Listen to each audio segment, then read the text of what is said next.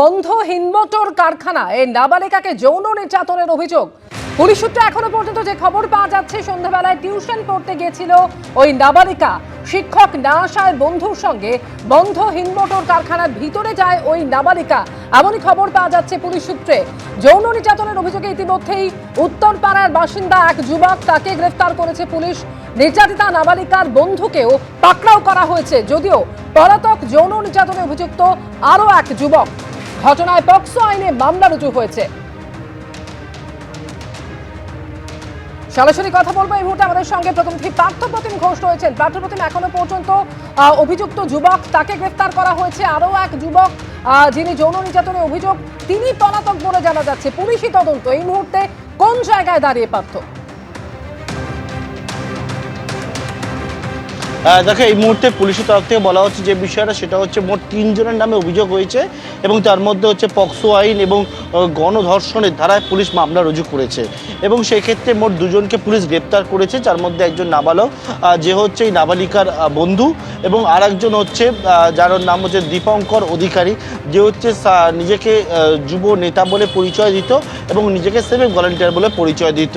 যদিও পুলিশের দাবি এই দীপঙ্কর অধিকারী সে কিন্তু সিভিক ভলান্টিয়ার নয়, এর আগেও তাই গ্রেপ্তার করা হয়েছিল যে চিটিংয়ের মামলায়। আমরা সামনের ছবিটা দেখাতে বলবো। আমার সহকর্মী সন্দীপকে দেখতে পাচ্ছে পুলিশের টিম, সেই টিম একটা বড় টিম, তারা কিন্তু কিছুক্ষণ আগে হিন্দ মোটরের যে কারখানা, সেই হিন্দ মোটর কারখানা সেই জায়গায় যায় এবং যাবার পরবর্তীকালে এই মুহূর্তে উত্তরপাড়া থানার দিকে পুলিশের টিম, উচ্চপদস্থ আধিকারিকরা, তারা কিন্তু হিন্দ মোটরের যে জায়গায় ইনসিডেন্ট সেইটাকে নিয়ে পর্যালোচনা করার জন্য তারা কিন্তু একেবারে উত্তরপাড়া থানা, সেই উত্তরপাড়া থানার উদ্দেশ্যে তারা রওনা হয়েছেন এই মুহূর্তে এবং সেখান থেকে পুলিশের টিম আবারও হিন্দ মোটরের যে পরিত্যক্ত যে জায়গাগুলো রয়েছে, কোয়ার্টারগুলো রয়েছে, যে জায়গায় এই রকম ক্রাইম কমিট হয়েছিল বলে অভিযোগ উঠেছে, সেই জায়গায় তারা কিন্তু ভিজিট করতে আসবেন এবং উত্তরপাড়া থানা থেকে টিম কিছুটা সময় পরে আবারও কিন্তু তারা বেরোবেন।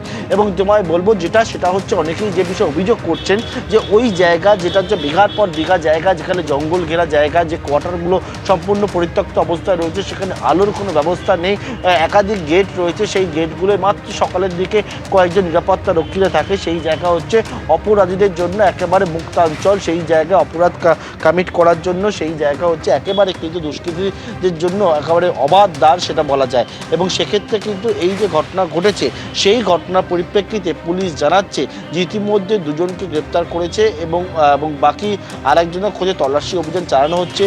অভিযোগকারিনী নাবালিকা, তার মেডিকেল এক্সামিনেশন হয়েছে, অভিযুক্তদের মেডিকো লিগাল এক্সামিনেশন সেটাও কিন্তু তারা করাবেন এবং এই ঘটনার পিছনে আরও কী কী রয়েছে সেই বিষয়ে দেখা তো অবশ্যই হচ্ছে। কিন্তু সবথেকে বড় যেটা প্রশ্ন, সেটা হচ্ছে নিরাপত্তা নিয়ে। সবথেকে বড় প্রশ্ন, এইরকম জায়গায় যে জায়গায় অপরাধের ঘটনা ঘটল, সম্পূর্ণভাবে ফাঁকা জায়গা, সেই জায়গায় কোনো রকম কোনো নজরদারি থাকছে না, সেই জায়গা নিয়ে কিন্তু একটা প্রশ্ন উঠছে।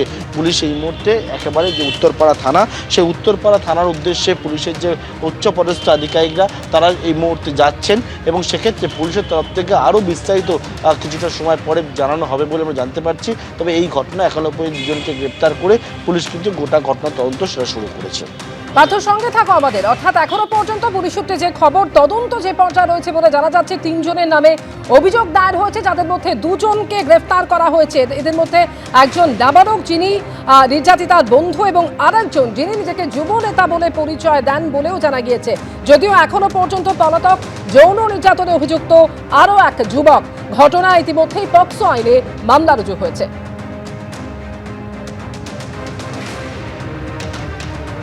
পুলিশ সূত্রে যে খবর পাওয়া যাচ্ছে, সন্ধ্যাবেলায় টিউশন পড়তে গেছিল ওই নাবালিকা এবং শিক্ষক না আসায় বন্ধুকে সঙ্গে নিয়ে ওই বন্ধ কারখানায় গিয়েছিল নাবালিকা, এমনই খবর পাওয়া যাচ্ছে পুলিশ সূত্রে। আর অভিযোগ, ঠিক সেই সময় সঙ্গীকে নিয়ে ঘটনাস্থলে হাজির হয় ওই অভিযুক্ত যুবক। কারখানার ভিতরে নিয়ে গিয়ে নাবালিকার উপর শারীরিক নির্যাতন চালানোর অভিযোগ উঠছে। এরপর বাড়ি ফিরে উত্তরপাড়া থানায় লিখিত অভিযোগ দায়ের করেন নাবালিকা, আর সেই অভিযোগের প্রেক্ষিতে ওই যুবককে গ্রেফতার করা হয়েছে।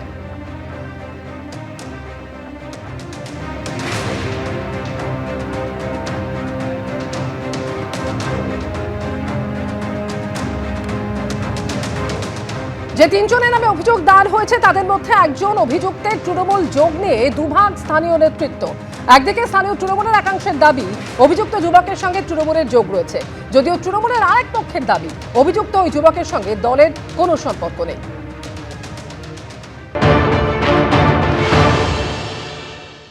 আমরা পুরনো দিনের তৃণমূল কংগ্রেস কর্মী, আমরা দল নির্মাণে আমরা আছি, আমরা পুরনো দিনের দল করি, দলের ভালো মন্দের সঙ্গে আমরা যুক্ত আছি, মানুষের সঙ্গে ভালো মন্দের সঙ্গে আমরা যুক্ত আছি।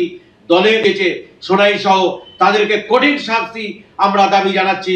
আমরা মর্মাহত যে সামনে 26-এ বিধানসভা লড়াইয়ে এই ধরনের অপরাধীরা যদি দলের মধ্যে থাকে তাহলে আমাদের উত্তরপাড়া বিধানসভায় জেতা কষ্ট হবে।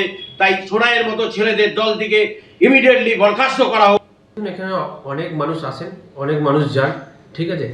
এর যদি ও কিছু ভুল করে থাকে এর দায় আমরা নেব না। এই যে বলা হচ্ছে যে আপনার ছায়াসঙ্গী, আপনি ওর প্রভাবশালী ব্যক্তি, তাই জন্য কি বলছেন? ছায়াসঙ্গী আসতো ঠিক কথাই, দল আমি তৃণমূল কংগ্রেস করি, যে কেউ আসতে পারে, যে কেউ এসে ছবি তুলতে পারে, তার মানে তো এটা নয় যে সে যদি কোনো অন্যায় করে তাকে আমি সাপোর্ট করব। যদি সে কোনো অন্যায় করে থাকে তার উপযুক্ত শাস্তি হবে। দেখুন, আজকে আমি দল করছি এবং আগামী দিন আমি যদি কিছু করি এর দায় তো দল নেবে না। যদি কোনো ভুল সে করে থাকে তার দায় তাকেই নিতে হবে। আমার যেটুকু জানা আছে ও তৃণমূলের কোনো পদে নেই এবং আগেও ছিল না, এখনও নেই। কেউ যদি দোষী হয়ে থাকে আমি চাইবো তার করা থেকে করা যা শাস্তি আছে, আইনের ভাষায় যা শাস্তি আছে সেই শাস্তি সে পাক। তা সোশ্যাল মিডিয়ায় একাধিক ছবি আপনাদের দলের লোকের সঙ্গে, আপনার সঙ্গেও বিভিন্ন ছবি রয়েছে, কি বলুন বিষয়টা? আপনাদের দেখুন, সঙ্গে ছবি তো অনেকে তুলতে পারে, এবার আমরা তো কেউ হাত গুনতে পারি না কার মনে ধর্ষক লুকিয়ে আছে, কার মনে খুনি লুকিয়ে আছে, সেটা আমরা হাত গুনতে পারি না। কিছুদিন আগেও বিল্লার খালে জেলেদের থেকে একটি টাকা তোলার ভয়েস রেকর্ড তার ভাইরাল হয়েছিল, তারপরেও কোনো ব্যবস্থা নেই। তখন ব্যবস্থা সেখানে কিন্তু সে দাবি করছে যে আমি যুব সহসভাপতি। হ্যাঁ, দাবি তো অনেকেই করতে পারে, তৃণমূল বলে এখন দাবি অনেকেই করতে পারে। এবং আমার কাছে যেটুকু ঘটনাটা জানা আছে, কালকে রাত্রে সে যখন করেছে সে পুলিশ বলে নিজেকে দাবি করেছে, পুলিশ বলে দাবি করেছে বলে পুলিশ হয়ে গেল না, সেরকম যুব বলে দাবি করেছে বলে যুব হয়ে গেল না, বা তৃণমূলের সাথে তার কোনো যোগাযোগ নেই।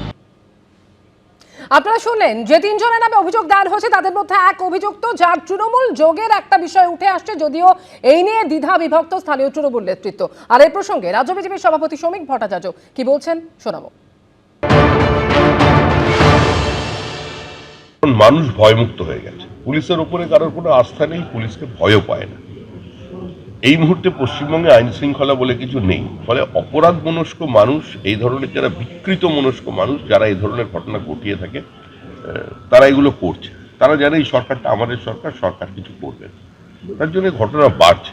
সামাজিক পরিস্থিতি যা তৈরি হয়েছে তাতে দুষ্কৃতীরা কার্যত ভয়শূন্য হয়ে গেছে।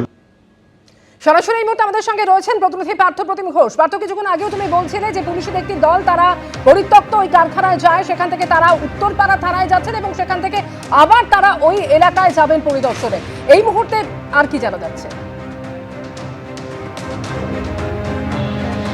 দেখো, এই মুহূর্তে কিন্তু অ্যাসিস্ট্যান্ট কমিশনার পদমর্যাদার অফিসার রয়েছেন, তারা এই মুহূর্তে উত্তরপাড়া যে থানা, সেই উত্তরপাড়া থানায় এসে পৌঁছেছেন এবং আরও কিছুটা সময় পরে পুলিশের একটা বড় টিম তারা কিন্তু যে হিন্দ মোটরের যেই জায়গা, সেই জায়গায় তারা যাবেন। এবং এই মুহূর্তে আমরা উত্তরপাড়া থানায় রয়েছি এবং সেই উত্তরপাড়া থানার যেহেতু এলাকার মধ্যে পড়ে হিন্দ মোটরের এই কারখানা, সেই জায়গায় তারা যাবেন, সেখানে গিয়ে দেখবেন। মূলত যে বিষয়ে প্রশ্ন উঠছে নিরাপত্তা নিয়ে, যে বিষয়ে প্রশ্ন উঠছে একটা পরিত্যক্ত জায়গা, সেই জায়গা একেবারে কার্য দুষ্কৃতীদের আতুর ঘরে পরিণত হয়েছে এবং এই যে ঘটনার নেপথ্যে আরও কী কী রয়েছে সেই সমস্ত বিষয় তারা তদন্তের জন্য কিন্তু ওই ঘটনাস্থলটা প্লেস অফ অকারেন্স সেটা পরীক্ষা করা আরও প্রয়োজন রয়েছে। সেই মতোই পুলিশের উচ্চপদস্থ আধিকারিকরা তারা কিন্তু এই মুহূর্তে কিন্তু আলোচনা করে পরবর্তীকালে সেখানে যাবেন। ধন্যবাদ পার্থ। এবিপি আনন্দ, এগিয়ে থাকে, এগিয়ে রাখে।